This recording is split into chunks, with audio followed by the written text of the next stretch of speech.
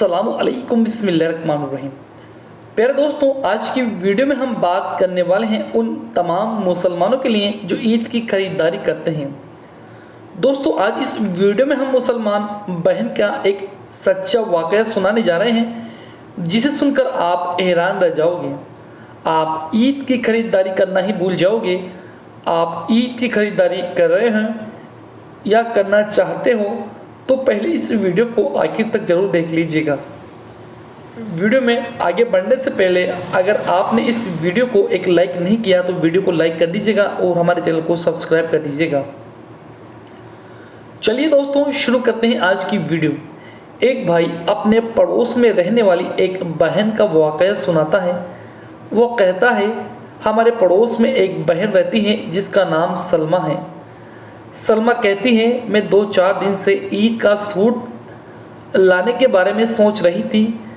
कल सुबह जब मुझे मौका मिला तो मैं अपने मुंह बुरके में छिपाकर बिना किसी को बताए हुए ईद का सूट खरीदने घर के पास बने बाजार में चली गई।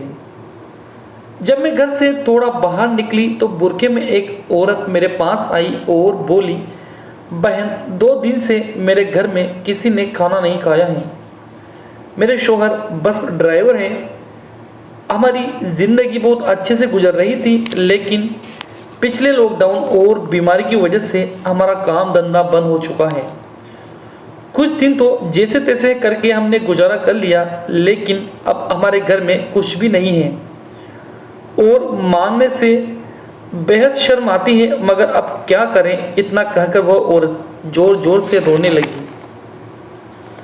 मैंने महसूस किया औरत सच में बहुत ज़्यादा परेशान है। वह अपनी बात कहने में भी बहुत शर्मा रही थी। उसके रोने में भी बेइंतहा शर्म थी। खैर, मैंने जल्दी से अपना पर्स खोला और कुछ रुपए उसे निकाल कर उसके हाथ में दे दिए। फिर मैं अपना सूट खरीदने के लिए बाजार की तरफ चली गई। उसके बाद मैं एक दुकान पर पहुंची।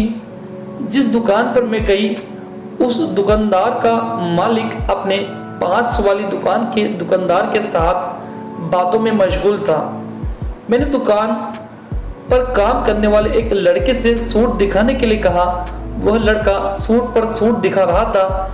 मेरे कानों में दुकानदार की आवाज़ कुछ इस तरह से पड़ी, मेरा सारा शौक खत्म हो गया। मेरा ज़मीर मुझ पर लानत करने लगा। दुकानदार दूसरे दुकानदार से कह रहा था, अगर ये जमात वाले ये मुसलमान नहीं होते तो कोरोना जैसी बीमारी नहीं फैलती। इन्होंने ही तो इस बीमारी को फैलाया है। ये जमात वाले और मुसलमान पूरे भारत में घूम घूम कर ये बीमारी फैला रहे हैं। ये बात सुनकर मेरा दिलो दिमाग तूफान सा उठ गया। मैं उन लोगों से कई सवाल करना चाहती थी, लेकिन मैंने उनसे बहस करना ठीक नहीं समझा। मुझे उन सूटों में से एक सूट पसंद आया। मैंने पूछा, इसकी क्या कीमत है? तो बच्चा कहने लगा, ये 2500 रुपये का है। मैंने कहा, सही कीमत बताएं। तो वो कहने लगा, आप हर बार हमारी दुकान पर आती हैं, कभी आपसे कुछ गलत लिए हैं क्या, जो आज हम आपसे ज़्यादा लेंगे? चलिए आप 2000 दे दीजिए। उसके बाद मैंने दुकान के मालिक से पूछा, ये लड़का इसकी कीमत 2000 बता रहा है, आप सही से बता दीजिए। वो कहने लगा, ज़्यादा लिए हैं आपसे कभी, आप 2000 दे दीजिए। मैंने उससे कहा, ठीक है, लेकिन मैं तो मुसलमान हूँ और मेरे पास जो नोट हैं वो भी मुसलमान वाले हैं। क्योंकि मैं मुसलमान हूँ और मेरे शौहर मुसलमान हैं, आपको कोई एतराज़ तो नहीं है? तो दुकानदार कहने लगा, क्या बात करती हैं, नोट तो नोट हैं, सभी नोट भारत सरकार के होते हैं। मैंने कहा, नहीं, ये नोट मुसलमान के हैं, मेरे शौहर मुसलमान हैं और ये पैसे उन्हीं से लेकर आई हूँ, तो फिर ये नोट भी मुसलमान हुए ना। और मैं कहने लगी, भाई, अभी अभी मुझे इस बात का एहसास हुआ है कि नोट मुसलमान हैं, क्योंकि ये नोट तो जमात के नोट हैं, मुसलमान के नोट हैं। मैं दोबारा फिर इतना कहकर चली आई कि मैं दोबारा फिर से आऊँगी, लेकिन रास्ते में मेरी निगाहें उस औरत को ढूंढ रही थी जिसने मुझसे मदद मांगी थी, लेकिन वह कहीं नजर नहीं आई। मैं जब अपने घर गई तो मैंने देखा मेरी बेटी उस औरत को खाना खिला रही थी। मुझे देखकर मेरी बेटी ने कहा, अम्मी जान, यह औरत अपने पहचान वालों की रिश्तेदार है। अब्बा इन्हीं के लिए सामान लेने के लिए, राशन लेने के लिए बाजार गए हुए हैं। मैंने कहा, या अल्लाह, मुझे इस बात का बहुत दुख हो रहा था कि मैंने किसी गरीब की मदद नहीं की। हे अल्लाह, तेरे बहुत बहुत शुक्रिया कि इस औरत को मुझे दोबारा फिर मिला दिया।